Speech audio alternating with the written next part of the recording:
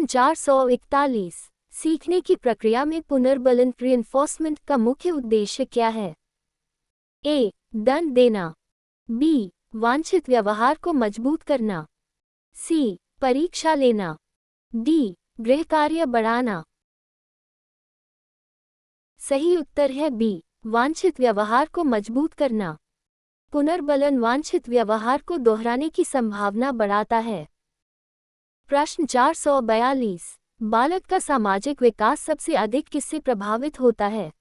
ए. केवल आनुवंशिकता। बी. परिवार, विद्यालय एवं समाज।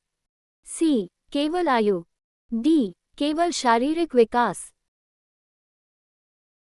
सही उत्तर है बी. परिवार, विद्यालय एवं समाज। सामाजिक विकास में परिवार, विद्यालय एवं समाज की महत्वपूर्ण भूमिका होती है। प्रश्न 443 प्रभावी शिक्षण की पहचान क्या है? ए. केवल शिक्षक का बोलना। बी. विद्यार्थियों की सक्रिय सहभागिता। सी. केवल गृह कार्य। डी. केवल परीक्षा। सही उत्तर है बी. विद्यार्थियों की सक्रिय सहभागिता। सक्रिय सहभागिता से अधिगम अधिक प्रभावी और स्थायी होता है।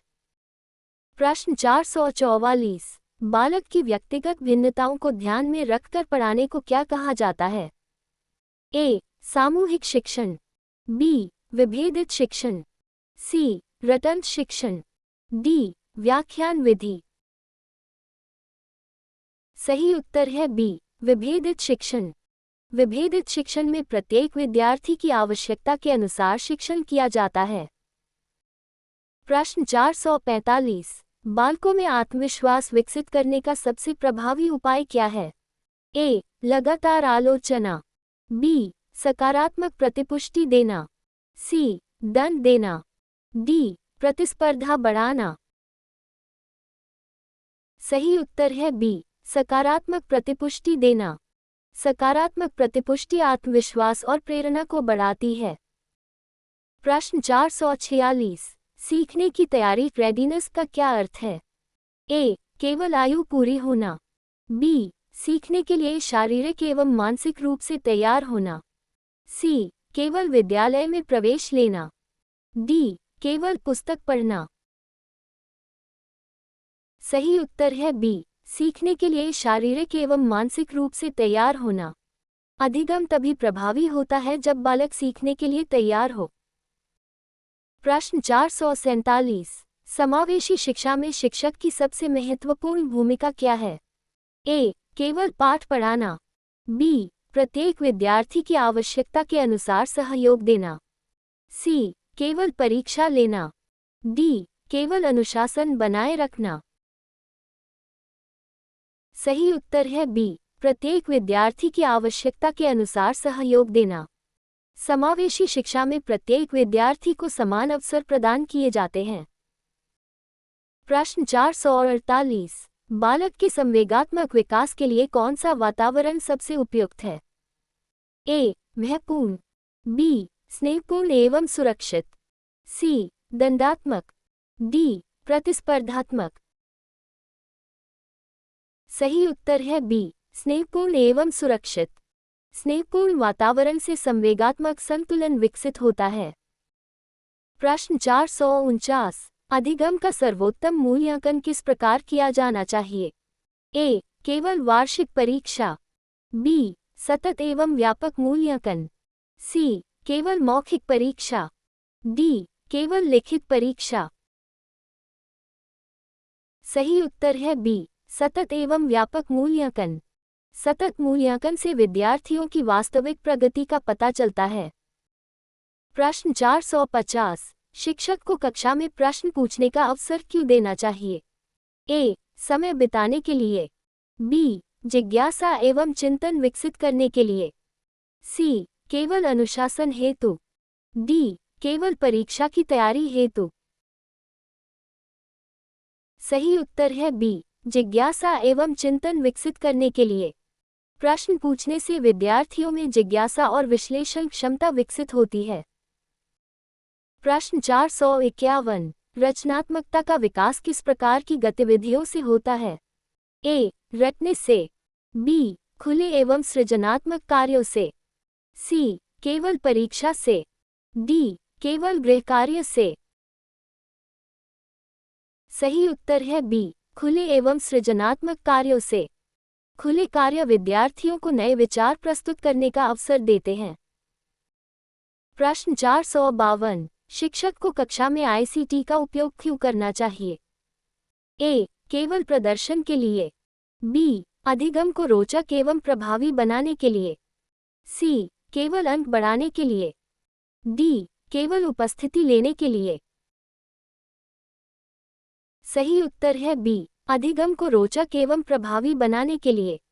आईसीटी शिक्षण को अधिक आकर्षक और सहभागितापूर्ण बनाता है। प्रश्न 453, बालकों में नैतिक मूल्यों का विकास मुख्यतः किससे होता है? ए, केवल पाठ्य पुस्तक। बी, अनुकरण एवं व्यवहार। सी, केवल परीक्षा। डी, केवल पुरस्कार। सही उत्तर है बी, अनुकरण एवं व्यवहार। बच्चे बड़ों के व्यवहार का अनुकरण करके नैतिक मूल्य सीखते हैं। प्रश्न 454, अधिगम को अर्थपूर्ण बनाने के लिए शिक्षक को क्या करना चाहिए? ए, केवल तथ्य याद कराना। बी, नए ज्ञान को पूर्व अनुभव से जोड़ना। सी, केवल परीक्षा लेना। डी, केवल नोट्स लिखवाना। सही उत्तर है बी, नए ज्ञान को पूर्व अनुभव से जोड़ना। पूर्व अनुभव से जुड़ा अधिगम अधिक स्थायी और अर्थपूर्ण होता है। प्रश्न 455, बालक की सफलता का सबसे बड़ा आधार क्या है? ए, केवल बुद्धि। बी, निरंतर प्रयास एवं प्रेरणा। सी, केवल भाग्य। डी, केवल परीक्षा। सही उत्तर है बी, निरंतर प्रयास एवं प्रेरणा। लगातार प्रयास और प्रेरणा सफलता के प्रमुख आधार हैं।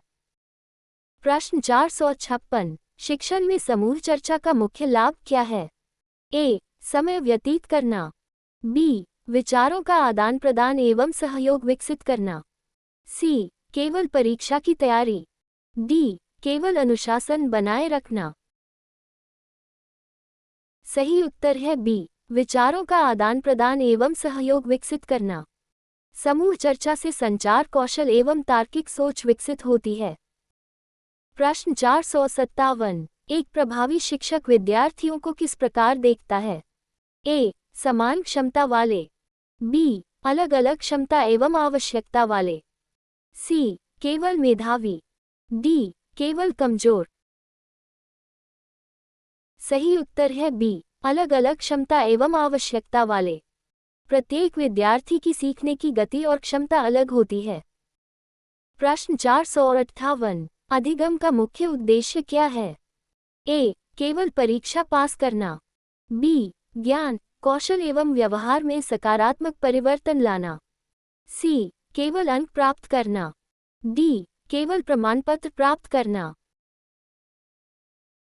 सही उत्तर है बी, ज्ञान, कौशल एवं व्यवहार में सकारात्मक परिवर्तन लाना। अधिगम का उद्देश्य व्यवहार में सकारात्मक एवं स्थायी परिवर्तन लाना है। प्रश्न 459, बालकों की रुचि बनाए रखने के लिए शिक्षक को क्या करना चाहिए? ए, एक ही विधि से पढ़ाना। बी, विविध शिक्षण विधियों का प्रयोग करना।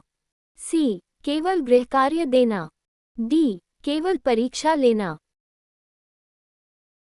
सही उत्तर है बी, विविध शिक्षण विधियों का प्रयोग करना। विविध शिक्षण विधियां विद्यार्थियों की रुचि बनाए रखती हैं। प्रश्न 460, यूपीटीईटी के अनुसार गुणवत्तापूर्ण शिक्षा का आधार क्या है? ए, केवल परीक्षा परिणाम। बी, बालक केंद्रित एवं समावेशी शिक्षण। सी, केवल पाठ्य पुस्तक। डी, केवल अनुशासन। सही उत्तर है बी, बालक केंद्रित एवं समावेशी शिक्षण। गुणवत्तापूर्ण शिक्षा का आधार बालक केंद्रित, समावेशी और सक्रिय शिक्षण है। Thank you for joining us. Please like, share and subscribe for more such quizzes. Stay tuned for the next quiz.